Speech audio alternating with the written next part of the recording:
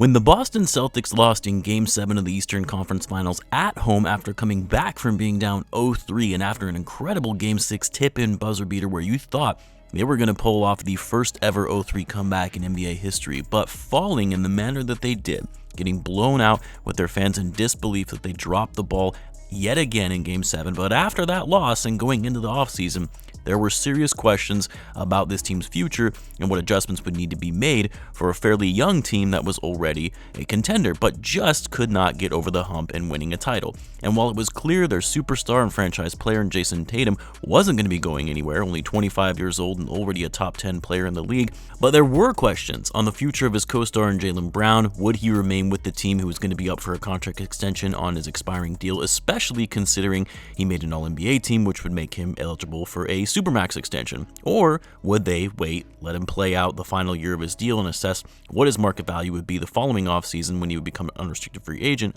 or even look to trade him given they could likely get good value for him on an expiring deal and then not have to worry about offering him a massive payday? But the speculation and uncertainty aside, we now have it confirmed that the Boston Celtics have indeed offered Jaylen Brown a Supermax contract extension, 5 years, $304 million, the largest contract in NBA history. But was this a good move for the Celtics, especially after all of the other moves they made this offseason leading up to this?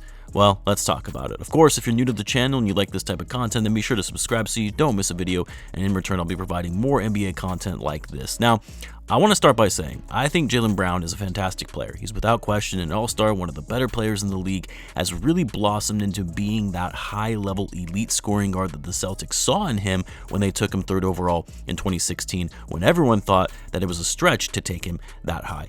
He's a great talent, incredible athlete, and the Celtics are better with him than they are without. That said, $304 million. $304 million for Jaylen Brown. This isn't Giannis or Nikola Jokic or Steph or KD that we're talking about here. This is Jaylen Brown, who isn't even the best player on his own team, let alone one of the best players in the NBA.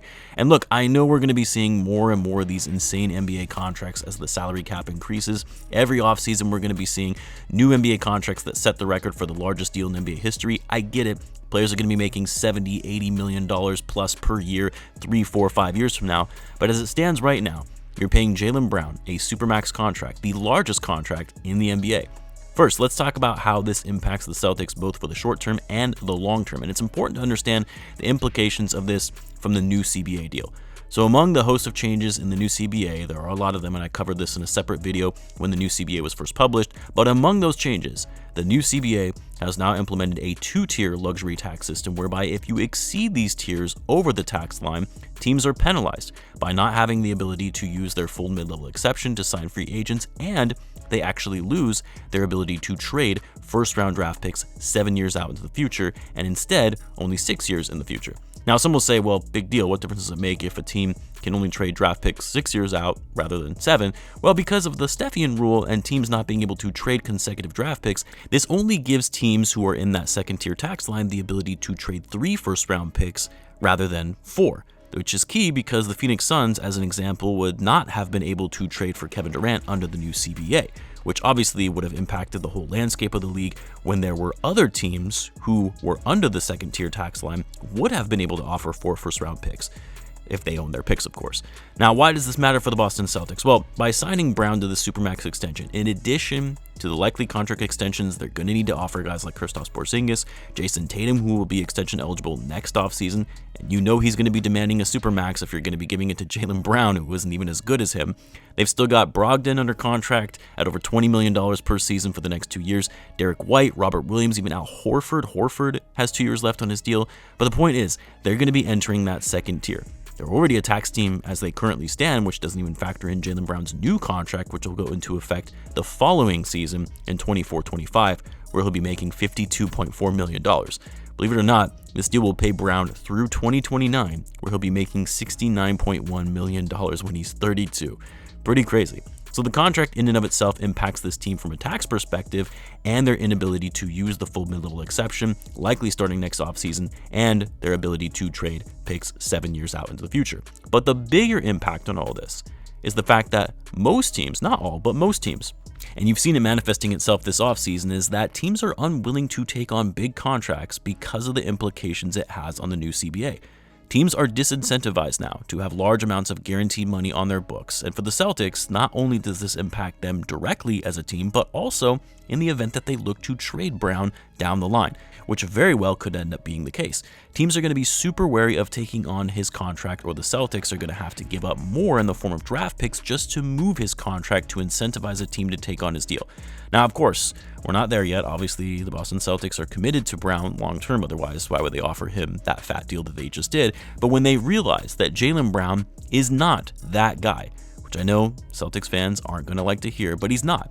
When they realize that he's not the superstar level player that they think he is, that game changer, that top 5 or even top 10 player in the league, despite the fact that you paid him like one, it's going to drive questions about his long-term future with the team down the line when you have so much money locked up on a player who isn't a franchise level player, who can't be relied upon as a number one option down the stretch consistently. And on a contract like this, you're likely stuck with him.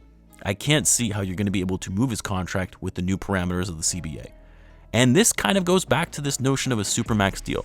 And if a player is selected to an All-NBA team, they become eligible for a Supermax. Just because they're eligible for the Supermax doesn't mean you need to give it to them. Certain players, yes, guys like I mentioned before, Jokic, Giannis, Embiid, Luka, KD, Steph, players who are that guy on their team, the best of the best, franchise-changing players. But for some of these guys who were selected third NBA All-Team, mid-tier level stars like Jaylen Brown, you're putting yourself in a position where you're hamstringing yourself by offering them a Supermax extension when you could have offered them something closer to the max to give you more cap flexibility and the ability to build on the margins by signing players using the mid-level exception. The Celtics have taken that out of the equation for them with this contract. Yeah, they can still shed some salary in other areas, but the crux of it is by having such a large percentage of your salary cap allocated to one player and not even your best player, that is going to hamstring your ability to keep improving the team going forward. And this is also coming after the Celtics decided to move on from Marcus Smart to bring in Kristaps Porzingis, which I said before, I like that deal for the Celtics because they got great value for Smart. Getting 2 first-round picks and Porzingis for Marcus Smart alone is a steal, but at the same time, you also gave up the heart and soul of your team, your best defender. And while Porzingis is nice, he's certainly going to add to their overall great offense, but their defense is going to drop off a bit with the loss of Smart. And the other thing about Jaylen Brown, as good as he is, he has struggled in the biggest moments. I mean, that last conference finals against the Heat, he was horrendous shooting the ball, turning the ball over a ton, wasn't getting after it defensively, and he also didn't have the best finals series against the Warriors in 2022, although Tatum also struggled in that one as well. And I guess the point in all of this is, at the end of the day, for the Celtics, do you see yourself winning a title with Jaylen Brown as one of your franchise players on a Supermax contract? Can you conceivably continue to build on this roster around Tatum and Brown, with both of them being on Supermax deals because we know that they're going to have to give Tatum one as well when he's eligible? Under the new CBA, is it wise to be putting all of your eggs in one basket of Brown and Tatum to win multiple titles? Under the new CBA, you have to spend so wisely, otherwise you're in a position where you now have a team that can't win a title and a bunch of unmovable contracts for the foreseeable future. As such, I really do think the Boston Celtics are going to regret giving Jaylen Brown the Supermax extension. Time will tell though, but I can see this being something that comes back to bite them down the line. I'd love to hear what you guys think though. Let me know in the comments. As always, be sure to subscribe, and I'll see you in the next one.